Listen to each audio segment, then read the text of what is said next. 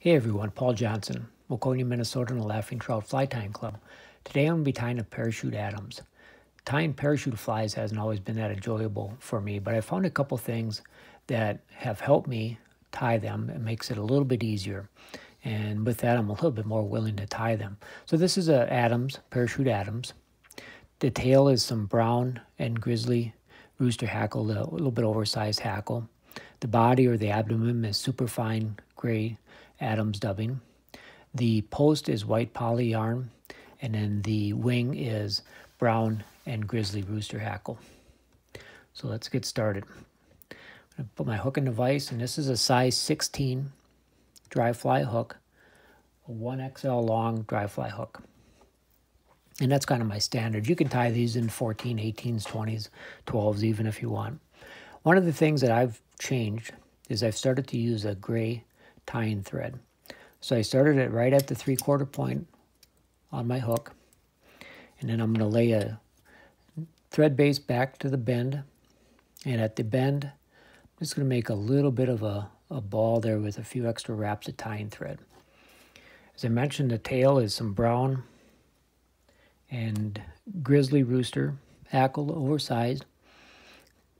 Put them together. So I wanted to be maybe about a hook shank in length. So measure that back. Tie that in.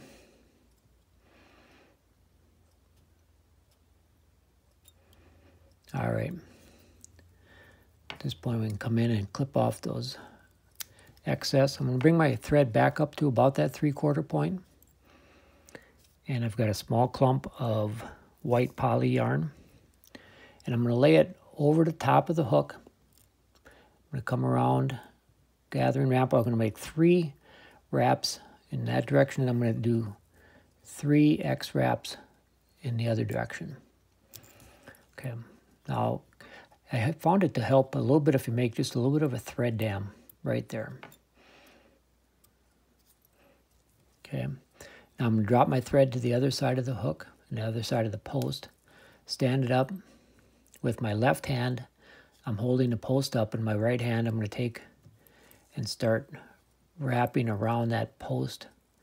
And I'll give it a little bit of a twist as I move up.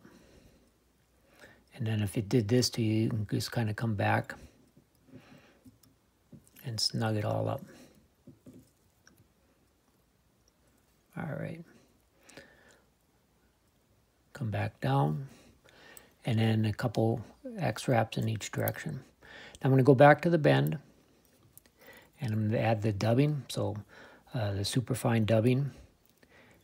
And we're just going to put a little bit on there at a time. It's easier to, especially with this superfine dubbing, it's easier to add some dubbing, certainly, than it is to take it off.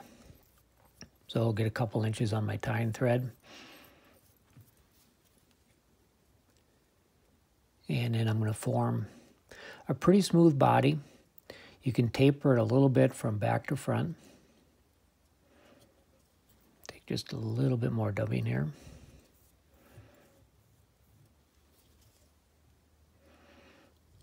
Okay, and I'm going to end up right at the post. Bring my thread 1 wrap around and come in front of the post. Now I've got a brown and a grizzly hackle. And what I've done is I've clipped the ends a little bit, and I'm going to put them back to back, and I want the grizzly on top facing me, and if you will, the cup side up. I'm going to come in, I'm going to tie in right behind the eye. All right, and then what I'm going to do is pull them up the post, and I want that cup side facing the post.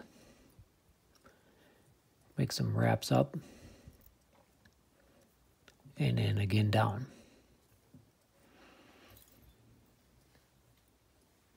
Add just a little bit more dubbing here.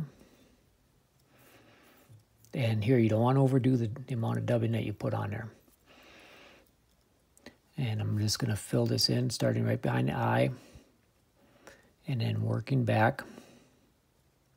And I want my thread to hang right behind the post and on the far side of the hook. I'm going to grab both of those hackles and I'll make 2 full turns. So 1, 2 and a half, I guess it is. Now I'm going to take my tying thread on top of the hook shank, on top of the feathers, top of the hook shank, underneath the feathers. Now I'm going to come around and I'm going to just catch the eye of the hook. Try not to trap too many of those fibers back.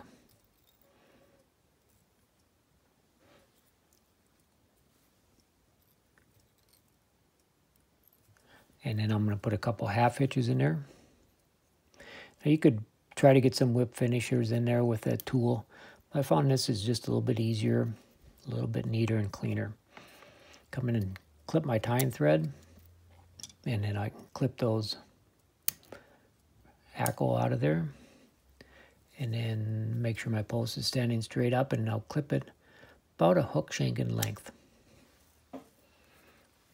So there it is. That's how I tie parachute flies. I hope you enjoyed it. I hope it works for you. Thank you.